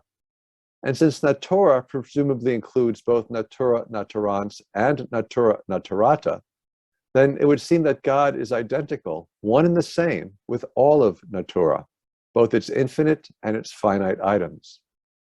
In other words, all there is nature. And so God does not and cannot transcend nature, construed broadly to include both the infinite eternal power and essences of nature, that is, substance and its attributes, and whatever follows eternally and necessarily from and within God. God certainly does transcend what we see and what we know about nature, but this does not imply that God transcends nature itself. Thus, I'm afraid I cannot agree with Clare's claim that, quote, it does not make sense to treat God and nature as the same thing. In fact, Clare wants to have it both ways. I think somebody else earlier pointed this out as well. Clare wants to have it both ways, transcendence and immanence. But I do not see how this is possible on her reading of what it means to have a transcendent God. Immanent causation, which she rightly notes is key to the causal relationship between God and things in Spinoza, requires that the effect be in the cause, belonging to it. The classic example is the light and heat of the sun, which are in the sun. Another example found among 17th century Cartesians is the mind and its ideas. If Spinoza's God is truly the immanent cause of all of its effects, both their essence and their existence, then these effects are in God, all of them. And so while God's eternal power is distinct from its effects, just as the fusion reactions in the sun are distinct from the heat and energy they generate, and the mind's faculty of thinking is distinct from the ideas it produces, it's misleading to say that God transcends its effects insofar as a truly transcendent cause exists independently of its effects. How then is Spinoza's God transcendent? Of course, God is epistemically transcendent for us. There are infinite and eternal features of God which are beyond the capacity of our knowing. And as I just mentioned, in one sense, God is ontologically transcendent of finite beings, since there is more to God than its finite modes. Indeed, in that sense, God, as natura naturans, transcends all of natura naturata, since natura naturata does not exhaust what God is. Similarly, I transcend my being a 6-foot-tall male. But none of this implies that, in any meaningful sense, God is something beyond natura itself. Just as my being a 6-foot-tall male is a real feature of me, so natura naturata is a real feature of God. Thus, contrary to Clare's claim that, quote, Spinoza does not appear to making a decisive metaphysical declaration about the identity of God and nature when he uses the phrase Deus sive natura early in part 4 of the Ethics, I think this is precisely what he's doing. To take just one example that strikes me as problematic for Clare's reading, if a particular human being's finite mind is not God, then it seems difficult to make sense of the claim that that person's intellectual love of God is the love by which God loves himself, not insofar as he is infinite, but insofar as he can be explained by the essence of the human mind, considered through the perspective of eternity. So I think Clare is trying to drive a wedge into a space where there's no room for one. Either God transcends nature or it does not. And I'd very much like to know what Clare means when she says that transcendence and immanence are two sides of the same coin. I think Julie pointed that out. Spinoza's God does not and cannot transcend nature, because nothing transcends nature. All there is nature, substance and its modes. Again, where nature is construed broadly to include both the self-caused universal power and principles of the cosmos, and whatever follows necessarily from them. Now, this, to me at least, looks like atheism, although I'm aware of the dangers of using that vague, possibly anachronistic term. Spinoza's aim, I suggest, is a reductive, naturalistic one. He wants not to divinize or deify nature and make it an object of worshipful awe or religious reverence, as a pantheist might do, but rather he wants to naturalize God and empty the notion of any superstitious, reverential, or moral content. Spinoza's Deus has no beliefs or expectations, issues no commands, makes no judgments, and is without any emotions. Neither is it a wise, benevolent, and just being. The essence of God on his account is just the infinite and eternal power of nature. What then really is left of God? Spinoza has eliminated all psychological and moral characteristics. He has also, I've suggested, eliminated transcendence. There's thus no room for any kind of worshipful or reverential attitude toward a transcendent providential deity. The proper attitude to take toward nature is rational understanding. In what sense, then, can we say that Spinoza's Deus is God, least of all a God that his contemporaries would recognize? To put this question another way, on Spinoza's terms, what is gained by saying we are in God, as opposed to saying we are in nature? Some scholars have suggested that at least there's still eternity, necessary existence, and infinitude.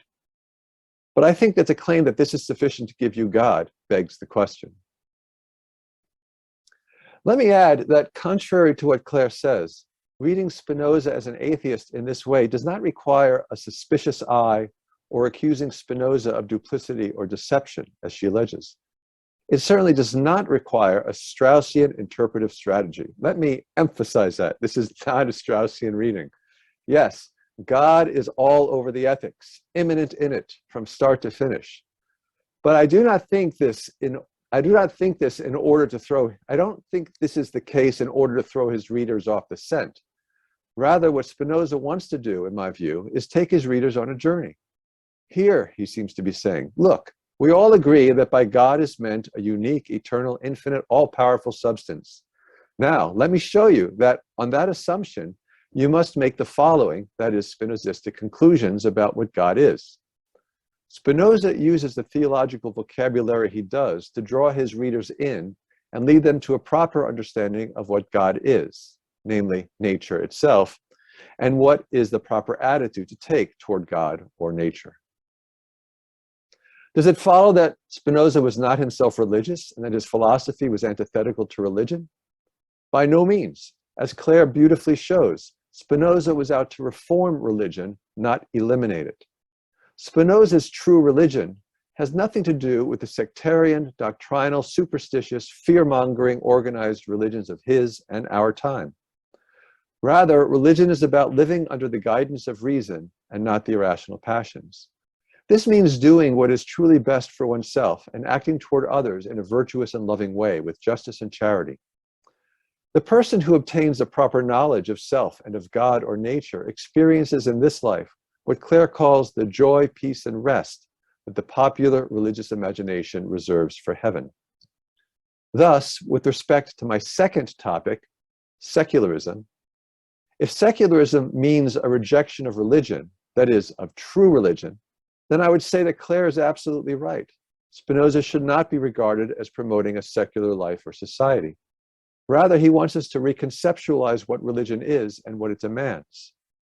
To the extent that our supreme happiness and blessedness consists in the life of rational virtue, pursuing a knowledge of nature and treating others with justice and charity, it is a religious life.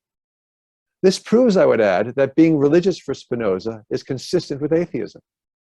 Although I'll also add that since Spinoza's religion really does reduce to right moral thinking and acting, it seems pretty secular to me. Spinoza defines religio as, quote, whatever we desire or do insofar as we know God. But the knowledge of God is the knowledge of nature in its most fundamental dimensions and how everything fits into it. And so, as Clare herself says, Spinoza's religion is, quote, religious in the sense of a way of life involving ethical conduct, whether inward virtue and the cultivation of transformative affects. What is not secular about this? As for my third topic, briefly, what then does it mean to be in God? What is the being in God that Clare rightfully finds essential to Spinoza's metaphysics and moral philosophy? Here I would push Clare for some clarification. She rules out the part-whole relationship, and rightly so.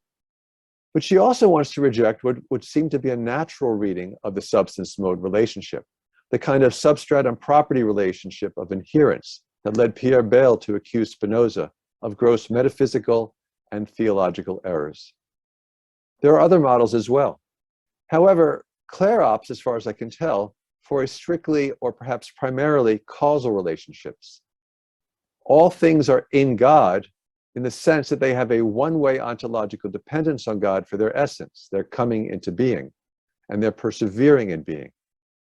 In this way, Clare's reading is, again, not that different from Curley's influential reading. However, such a reading, if it is indeed hers, strikes me as too weak and comes at some cost. You lose immanence. More precisely, without inherence, you lose immanent causation. Of course, Clare sees being in God not just as an ontological condition, but as an epistemic state, one that we need to work to achieve. It's a matter of reason and intuition, the successful pursuit of which amounts to virtue. But so understood, even someone who adopts a traditional transcendent and providential God, say the Cartesian God, can admit that we are or can be in God through knowing. And so this too seems like too weak an interpretation of being in God to capture what Spinoza has in mind. Clare goes deeper, however, and explains that our being in God is a matter of sharing or participating in God's nature or power. But what does this mean? And how does it amount to the kind of immanence that Spinoza claims? In Plato's schema, things of this world participate in the forms. But Platonic forms, unlike Aristotelian forms, are robustly transcendent from the world of becoming. Although I suppose one could argue as well that the Platonic forms are immanent in the things that instantiate or exemplify them. So another one of my questions for Clare is, can you say more about what exactly it means for the modes of substance to participate in substance without inhering in it? What Spinoza does want to claim is that my power and the power of any existing thing is a finite and determinate expression of the one infinite and eternal power of God or nature. As Clare puts it, the point Spinoza really wants to emphasize is that our power is inseparable from the wider reality in which we participate. True enough. I'm going to skip ahead here because I'm taking too much time. I just simply want to note that, as Clare notes, all of what she says here on Spinoza's behalf is something that Thomas Aquinas could accept, which to my mind means that it cannot be what Spinoza has in mind. Which brings me to my final, very brief point. I'm surprised by the extent to which Clare's Spinoza is a very Christian thinker. I do not mean to suggest that she believes Spinoza to have been a Christian, nor does she want to attribute to Spinoza a commitment to such Christian dogma as the incarnation, the resurrection, the Trinity, and so on. On the other hand, neither is she claiming merely that Spinoza believed Christ to be a supremely gifted moral teacher, who, more than any other prophet, understood the divine message of love. This was certainly Spinoza's view. Rather, I mean a Christian thinker in the AAA league sense, where, as I take her to be arguing, the spirit and even some finer points of Spinoza's philosophy are in line with the theology of Augustine, Anselm, and Aquinas. Not a minor league, that's major league AAA. There is her claim of how Spinoza's discussion of the names of God echoes Aquinas, with only a nod to, quote, other Jewish and Christian thinkers, despite the fact that Maimonides was a crucial influence here. Even more surprising to me was her likening Spinoza's account of a participating in God's nature with the way in which celebrants of the Eucharist participate in the divine nature. And then there's a comparison of Spinoza's admittedly difficult doctrine of the eternity of the mind with New Testament teachings on eternal life. Now, Clare's presentation might lead a reader to think that the phrase eternal life is something that Spinoza himself uses to contrast with natural life. In fact, the phrase eternal life is nowhere to be found in Spinoza's text, and Clare does rightly grant that Spinoza refuses to console or to frighten us with the doctrine of personal immortality. But to talk about eternal life with regard to Spinoza's eternity of mind is very misleading, I think. All of this seems to go beyond merely putting Spinoza in dialogue with those Christian philosophers, which he surely was. One might get the impression that Spinoza himself was, in spirit at least, a kind of Christian theologian.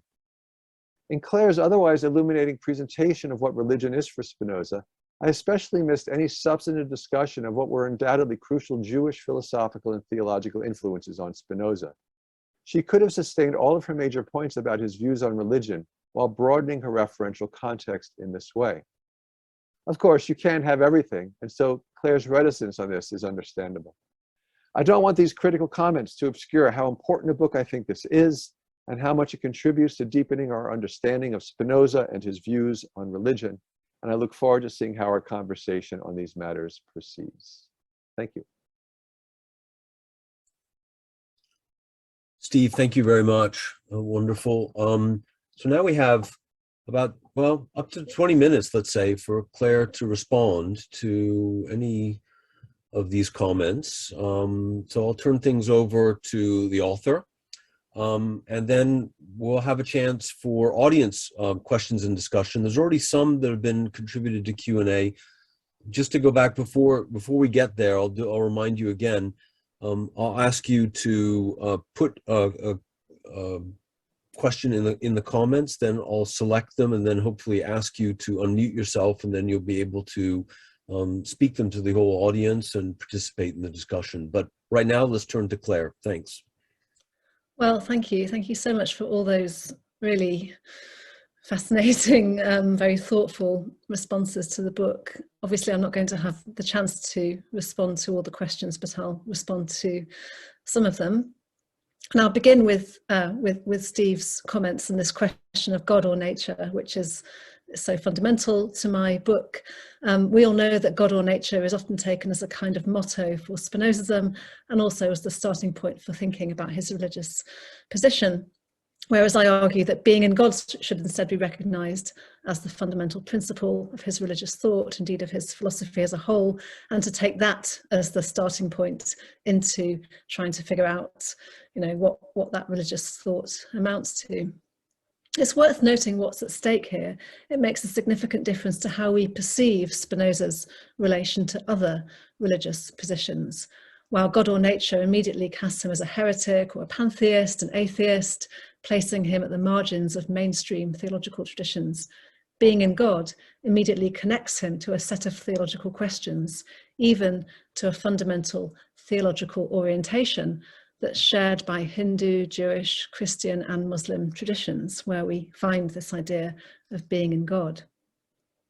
So why should being in God take precedence over God or nature? Well, first I point to the great power of this proposition throughout the Ethics. That's already been talked about. So Spinoza is still citing E1 P15 in part 5 of the text. Being in God retains its force right the way through the book. Whereas I think God or nature, by contrast, lacks this kind of textual heft. It's mentioned just a couple of times in part 4. And secondly, God or nature needs to be interpreted cautiously. I give a detailed argument about this in chapter 3 of my book, but let me just mention the mereological point. Spinoza often says that we are part of nature, but he never says that we're part of God. God is simple, neither composed of parts nor divisible into parts. If we can speak of parts of nature, in what sense is nature identical to God? And I think we have to read God or nature as entailing a much more expansive conception of nature than we're used to. Eternal and infinite, as Steve said, but infinite in the sense of possessing infinitely many attributes, expressing itself in infinitely many ways, of which extension and thought or consciousness are just two. So I don't like to use the language of reduction here to say that Spinoza reduces God to nature, that his God is, just nature, nothing but nature, implies that we have at our disposal a recognizable determinate concept of nature, and that God is being deflated to that. But if nature is identical to God, then nature is something much more immense and to us much more elusive than we can imagine because of this infinity of infinite attributes. I do think that when Spinoza uses the phrase God or nature a couple of times in part 4, this is a really important moment. But I read him as here offering us an alternative name for God. So it's a kind of naming of God rather than a metaphysical claim that identifies God with a determinate concept of nature. If we deflate God or nature, this name, to something within the confines of a modern naturalism, then we're in danger of thinking that the religious task of knowing God means nothing more than scientifically investigating the attribute of extension. All this being said, for me, Spinoza's God or nature is a very positive gesture. It does open the door to the kind of atheistic religion that Steve describes and that I don't want to exclude. It also invites us to consider the natural world and our human dwelling within it as a very significant aspect of religious life, maybe the source of deep insights, or conducive to the peace of mind that Spinoza identifies as our highest good. And of course, it reminds us that God is not separate from nature, but this insight, I argue, is already expressed in the principle of being in God. Steve asked at one point, what is gained from calling this God or nature and not just nature? Well, one thing that it gains is that it makes Spinoza relevant to millions more people of different religious persuasions for whom the word God is significant and a kind of container of their religious life, even if the sort of meaning of that word is, of course, impossible probably to pin down. So now this brings me to transcendence and immanence. As I explain in the book, one thing that we can learn from Christian theology is that these need not be conceived as opposites. Indeed, the concept of being in God conveys simultaneously the intimacy, the non-separateness of being in, and the ontological difference expressed in this relation. Being in God is different from being God. Spinoza articulates this ontological difference as the distinction between substance and mode, between being in itself and being in another. Something else I've learned from Christian theology is that the relation of all things to God is sui generis, not explicable in terms of any relations between entities within the world. And actually, this relates to what Julie said about Aquinas too. So Spinoza's being in God is not like the relation between an object and its properties, the sun and its heat and light, for example. We should not expect to understand the relation to God in terms of relations between other things. This is not because being in God is mysterious, but because it is unique. For Spinoza, only God is substance. Therefore, the relation between substance and modes pertains only between God and all that is in God. We can deduce from the ethics that this is a relation of causal and conceptual dependence. And of course, we're talking here about immanent causation. Being in God involves being caused by God and conceived through God. I'm aware that I'm doing little more than just restating what Spinoza says, but for the reasons I've just given, I'd be wary of trying to reconstruct being in God to generate any kind of account based on other relations that might be more familiar to us, easier to grasp. The last of Steve's points I want to address is the way I situate Spinoza in relation to Christian theologians, Augustine, Anselm, Aquinas, also a question raised by Julie. So as I mentioned earlier, my book's not especially concerned with uncovering the influences on Spinoza's thought. He might have read Augustine, he did own a large compendium of his writings. He may have been influenced by Aquinas, maybe indirectly.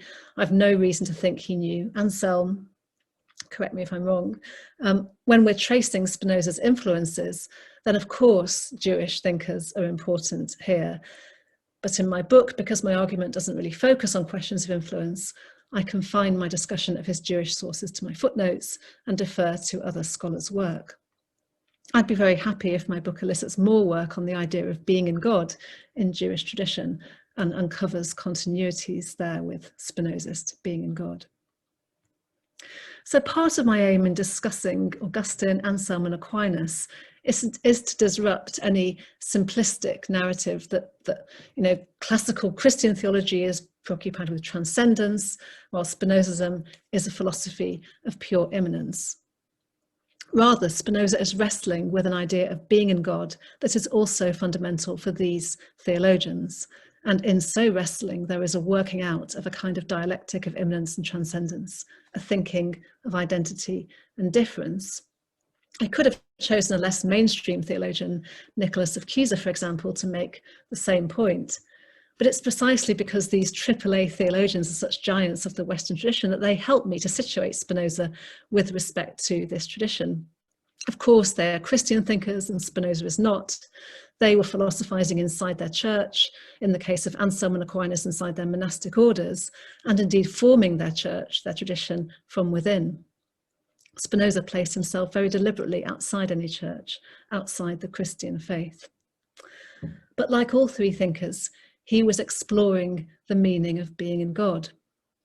Once we recognize this shared orientation, and it may be a minimal point of agreement, but it's also a profound one, other shared concerns may come to light. So, for example, Augustine's exploration of religious life as a matter of desire, of restlessness, seeking rest in God.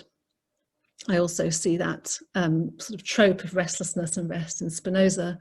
For example, Anselm's incredible dramatization in the Proslogion of an effort to understand God that takes place in God, which makes God so close that God is paradoxically kind of inaccessible, unthinkable. It's also interesting, of course, to think about Anselm's ontological argument alongside Spinoza's argument about God's necessary existence in Ethics 1. And for example, Aquinas' development of the concept of participation to elucidate the meaning of being in God. Spinoza's concept of participation is not the same as Aquinas's, but it is at least worth noticing that in the Ethics, he uses this term participation. Participation is paired with expression. These are the two verbs that Spinoza reaches for to describe a dynamic relation between God and the world. And so I found it illuminating to turn to Aquinas to get a sense of the theological stakes of this concept of participation. It's a concept that expresses this combination of immanence and transcendence, identity and difference. Speaking of Aquinas, let me now turn to Julie's comments. Even though she presented her comments as a critique, I don't disagree with much, if anything, of what she says. Yes, I think that's a great question about creation ex nihilo.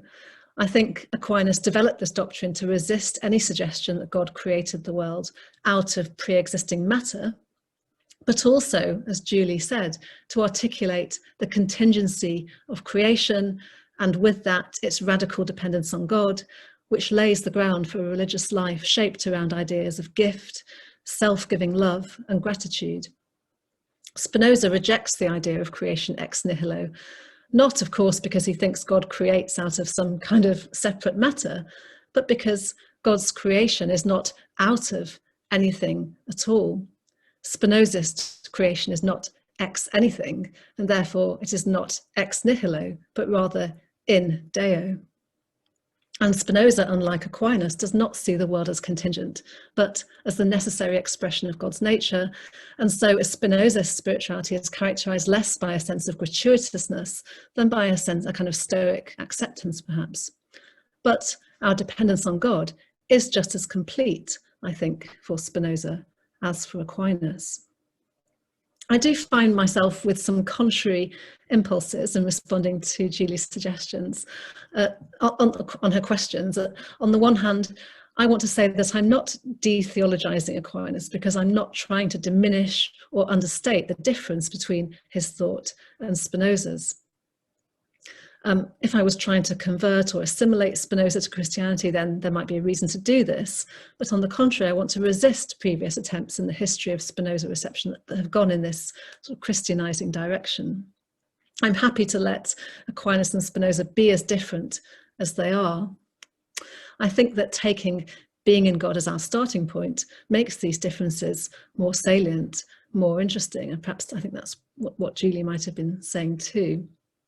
On the other hand, though, I feel like I want to push back a bit against Julie's representation of Thomism, not so much to disagree with anything she said, but to add that when Thomas is talking about the divine will, it's very difficult to distinguish there between freedom and necessity, between God's freedom and God's necessity.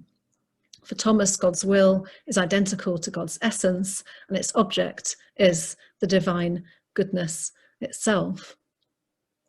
And I'd also point to 20th century French Catholic interpretations of Thomism by Henri de Lubac, for example, which deconstruct the distinction between nature and grace. So I certainly don't want to push Spinoza towards a classical Thomism, but maybe that there could be scope, and perhaps I'm tempted to look to a more Spinozist reading of Aquinas, although that, of course, could only go up to a certain point. In response to Julie's question about the shared conceptual space that I sought to open between Spinoza and Aquinas, I think I see this space as in a way more minimal than she might suppose. It's not a matter of merging the conceptual edifices of the Summa Theologia and the Ethics, but more modestly of recognizing both thinkers as pursuing and wrestling with the meaning of being in God. We might simply name this conceptual space theology. Julie's comments and questions are themselves speaking into this space. This was precisely the kind of dialogue I wanted to open up in the third and fifth chapters of my book, which is where I talk about Aquinas alongside Spinoza. Julie also asked me about radical orthodoxy. This was a movement based initially in Cambridge. I encountered it when I was a student, that has invigorated Christian theology in close dialogue with continental philosophy. These theologians offer a critical diagnosis of modernity as characterized by nihilism, dualism, by a voluntarist and to some extent anthropomorphic image of God, and by subjectivism about truth and goodness. And they basically argue that we need to go back to Aquinas and other pre-modern thinkers in order to avoid these diseases of modernity. Now, radical orthodoxy is intellectually creative, at times it's invigorating, but it can also be insular and dogmatic. It's a discourse within Christian theology that seems to have little purchase outside it. And its core argument can sometimes seem to be that people must be either nihilists or full-blown Trinitarian, Augustinian, Thomist Christians, and I simply cannot accept that argument.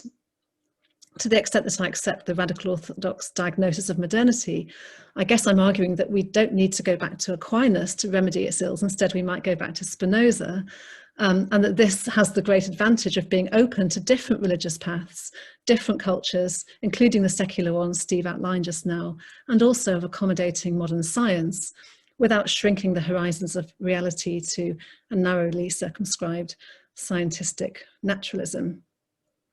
Let me turn now to Nancy. I really enjoyed Nancy's comments. They were playful and also very thought-provoking. I think the idea of talking about this over beers is quite an appealing one.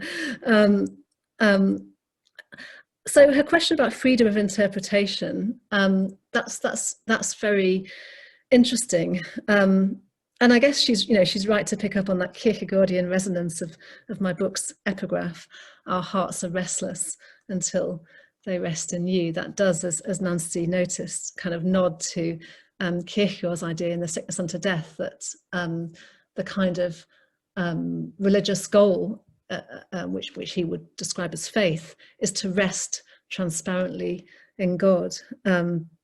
And that's one point of convergence between Kierkegaard and Spinoza that I guess has really shaped the book. I'm not really sure if I feel myself free to interpret Spinoza in any particular way. That's not the way the work of interpretation appears to me.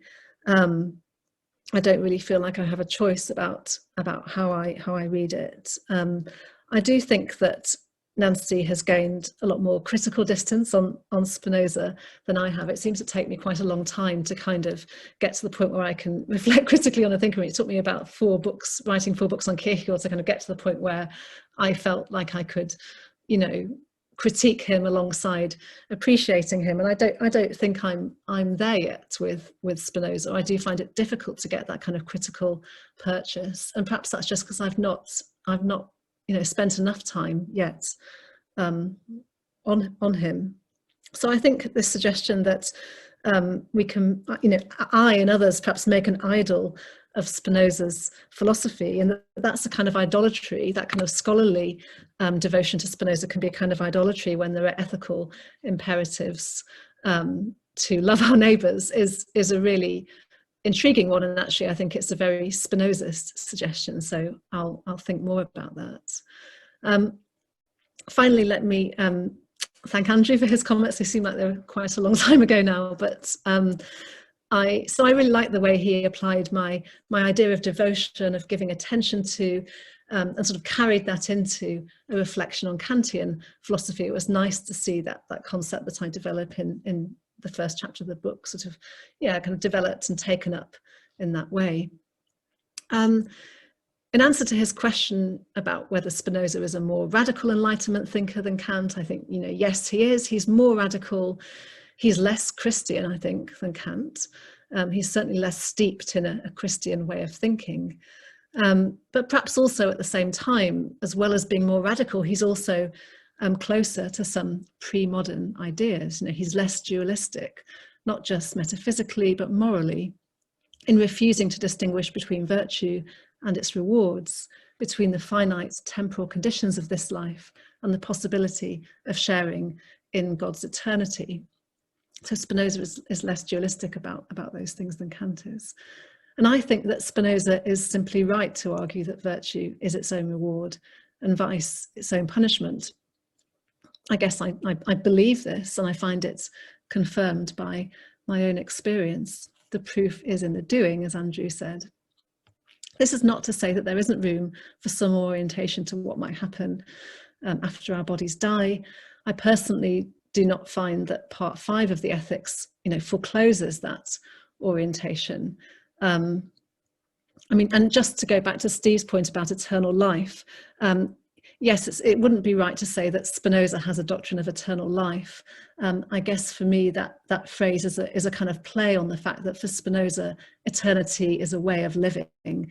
It's something that we strive for and perhaps even touch in this life, rather than it being something that happens beyond our lives. So that's why I quite like this phrase, eternal life, as a way of thinking about Spinoza's eternity. But yes, it doesn't mean sort of personal immortality after we die.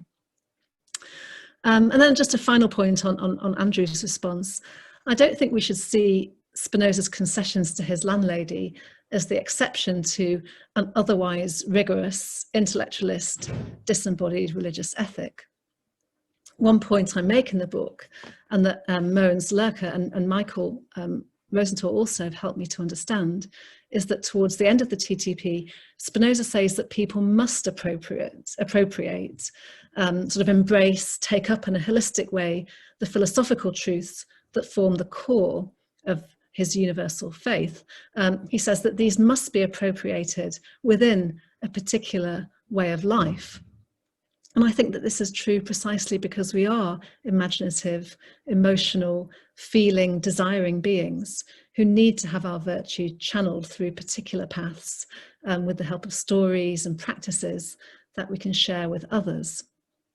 Even an intellectualist version of religion will need its rituals, its codes of conduct, maybe its dress codes, its communal forms of life that not only structure but facilitate a shared inquiry, for example, like the conversation we're having right now. So I'll stop there.